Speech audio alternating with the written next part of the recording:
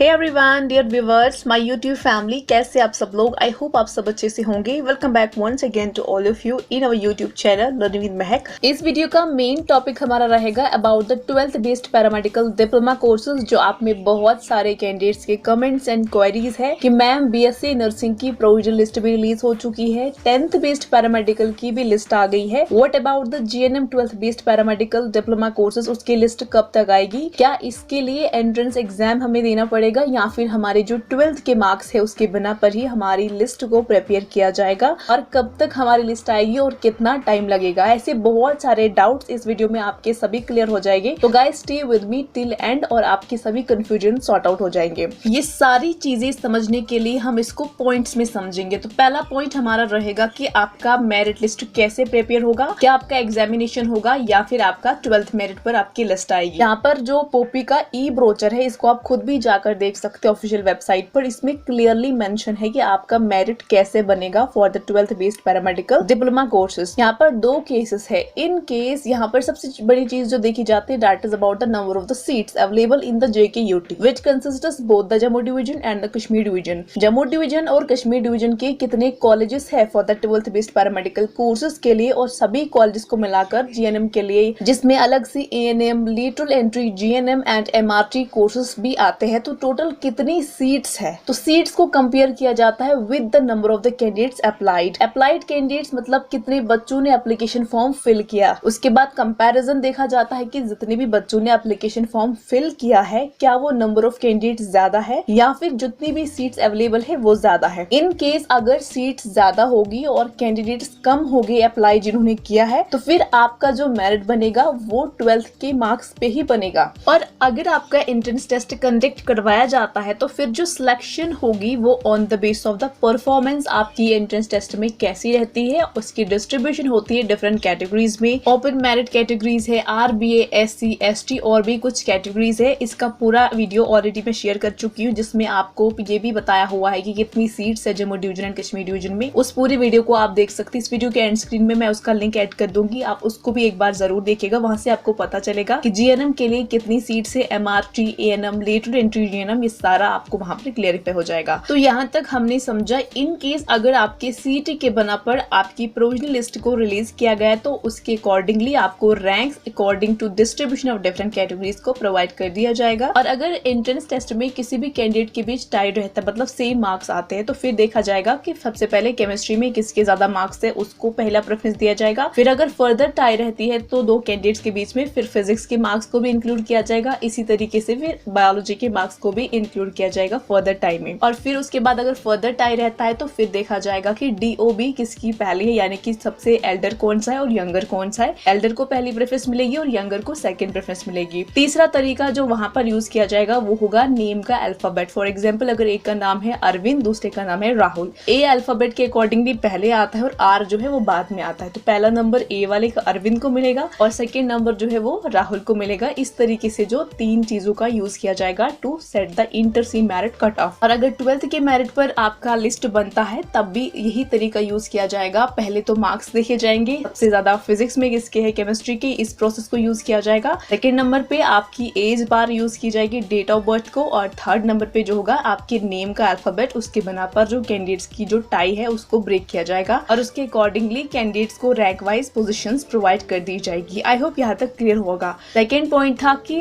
अभी तक आपकी लिस्ट क्यों नहीं आई है, जबकि BSc नर्सिंग की भी आ चुकी है, उनका CET हुआ था, उसके बाद 10th बेस्ड की भी आ चुकी है। 12th बेस्ड पैरामेडिकल की एडमिशन की नोटिफिकेशन BSc नर्सिंग और FMPHW यानी कि 10th बेस्ड पैरामेडिकल के बाद आई थी। उसके बाद इसकी डेट को और भी एक्सटेंड किया गया था, तो इसकी लिस्ट भी आ जाएगी। हो सकता है कल परसों तक ही आ जाए या फिर एक हफ्ते तक ही आ सकती है, कभी भी आ सकती है, बट जल्द ही आ जाएगी। और चांसेस आर वेरी हाई कि 12th की मेरिट पर ही आपके लिस्ट को रिलीज किया जाएगा। बट ये अकॉर्डिंग टू बोर्ड होगा, पूरा डिसीजन बोर्ड का है। अगर आपका एंट्रेंस भी होना होगा तो एक हफ्ते तक उसकी भी नोटिफिकेशन आएगी, और अगर आपका प्रोविजनल लिस्ट 12th मेरिट पर ही रिलीज होगा तो 1 वीक के अंदर ही, उसके पहले भी आपको इसका पूरा नोटिफिकेशन बोपी की तरफ से आ जाएगा। अभी इस प्रोसेस को पूरी तरीके से बेहतर तरीके से समझने के लिए आपको पता होना चाहिए कि 12th बेस्ड पैरामेडिकल के लिए कितनी सीट्स है। उसके लिए वीडियो के एंड में आपको एक वीडियो मिल जाएगा, उसका लिंक आप उसको भी जरूर देखिएगा। वहां पर आपको पूरा एनालाइज है कि Jammu Kashmir UT both in the Jammu division and Kashmir division हैं टोटल कितने कॉलेजेस है और सभी कॉलेजेस में कॉलेज वाइज कितनी सीट्स है, ओवरऑल जम्मू कश्मीर यूटी में जीएनएम के लिए कितनी सीट्स है बोपी के अंडर, तो वहाँ पे आपको पता चल जाएगा कि आप मेरिट के बना पर कहाँ पर लाई करते हैं। आपकी लिस्ट के बाद का पूरा प्रोसीजर मैं आपसे नेक्स्ट वीडियो में जरूर शेयर करूंगी, because this is going to be the long video. अभी के लिए आप इस चीज को देख लीजिए और इन चीजों को क्लेरिफाई करिए। आई होप ये वीडियो आपके लिए हेल्पफुल रही होगी, and if it is so then please subscribe the channel, become a part of our family, do share and like the videos. Thank you, take care and God bless you all.